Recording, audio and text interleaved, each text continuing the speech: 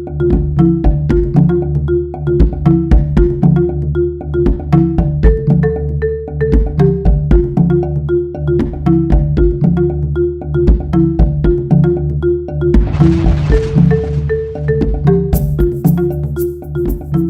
Banque mondiale essaye d'appuyer les peuples autochtones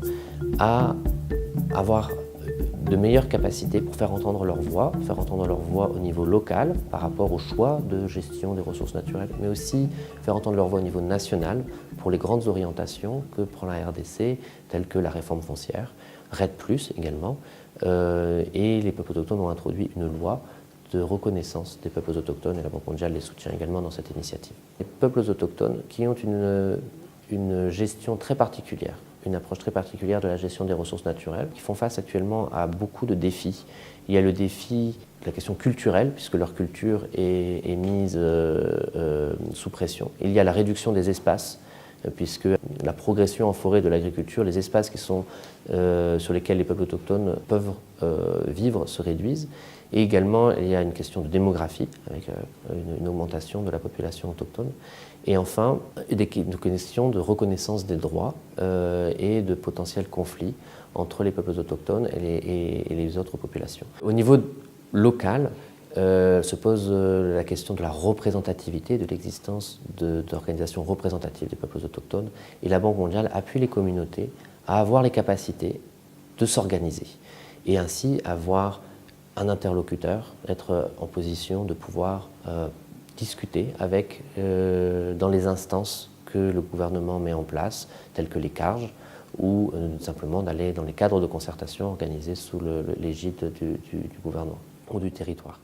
Enfin, la Banque mondiale appuie les peuples autochtones à avoir les capacités de mettre en place leur propre développement et de mener des petits projets. Donc, la Banque mondiale finance un certain nombre de petits projets qui ont une grande valeur pédagogique, qui est d'apprendre à faire des petits projets, puisqu'on savoir gérer, avoir la comptabilité, l'alphabétisation, tout le socle nécessaire à pouvoir porter son développement.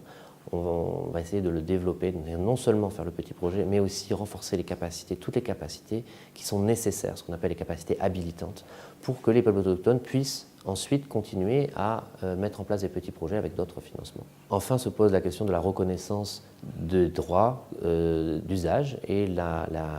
légalité de la gestion des peuples autochtones sur leur territoire. Et pour cela, la Banque mondiale travaille avec le ministère de l'Environnement sur la gestion communautaire des concessions forestières, mais également avec l'Institut congolais de la conservation de la nature pour la gestion communautaire des aires protégées. Donc depuis 10 ans, la Banque mondiale a renforcé son partenariat avec les peuples autochtones. Cela passait en 2007 par une stratégie d'engagement et de développement des peuples autochtones, de manière à ce que la question des peuples autochtones ne se passe pas projet par projet, puisque dans chaque projet qui touche les peuples autochtones, il y a toujours une prise en compte de leurs spécificités, mais il y avait ce souhait d'avoir une approche intégrée, et de non pas d'avoir des activités dans chaque projet, mais d'avoir au contraire une activité transversale qui s'occupe des peuples autochtones et qui leur propose un développement, et non pas une atténuation des risques ou une atténuation des impacts. Cette approche se construit progressivement au sein de la Banque mondiale et a abouti au choix par les peuples autochtones eux-mêmes de la Banque mondiale comme étant le partenaire pour la mise en place d'un projet qui s'appelle le mécanisme spécial de dons pour les peuples autochtones et les communautés locales. Ce projet spécifique, qui est en cours de préparation, est financé par le programme d'investissement forestier, qui est une initiative mondiale, se retrouve dans 8 pays pilotes, dont la RDC. Ce projet visera au renforcement des capacités des populations autochtones, un renforcement des capacités au niveau national pour leur permettre d'influer et d'avoir leur mot dans un certain nombre de réformes du gouvernement, un certain nombre de réformes nationales, telles que la réforme foncière, la réforme également agraire. Sur toutes ces actions, nous progressons, mais mise en place de tels outils ne s'est jamais faite en RDC. Et tout ce dispositif prend du temps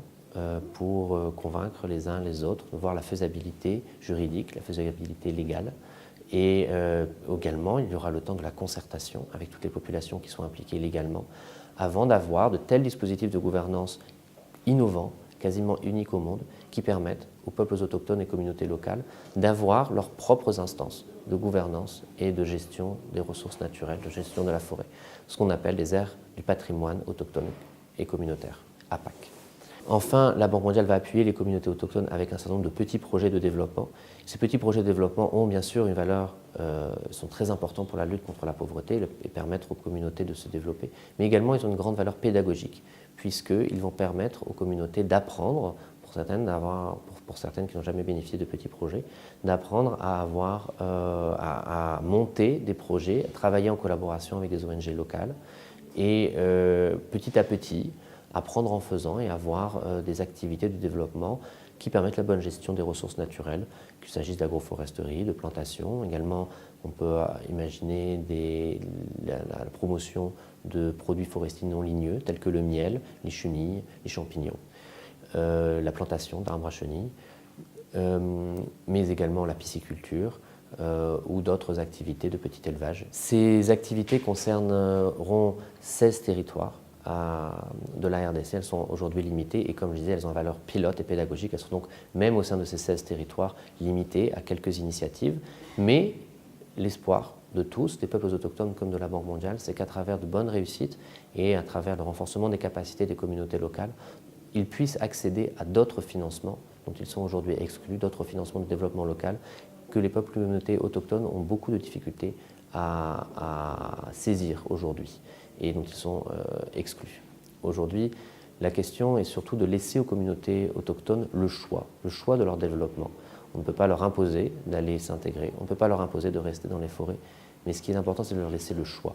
Et ce choix, ils ne l'auront que s'ils ont les capacités de saisir les opportunités d'un côté, mais aussi les capacités à pouvoir rester, conserver les forêts s'ils le souhaitent, et avoir les droits, la reconnaissance de ce droit s'ils décident, dans les endroits où ils restent, dans les forêts, à avoir une bonne gestion des forêts, de manière à ce que ce ne soit pas la pression des autres populations qui les forcent à sortir des forêts et à s'intégrer, mais qu'au contraire, ils puissent sentir qu'ils ont des espaces sécurisés et que donc ils ont le choix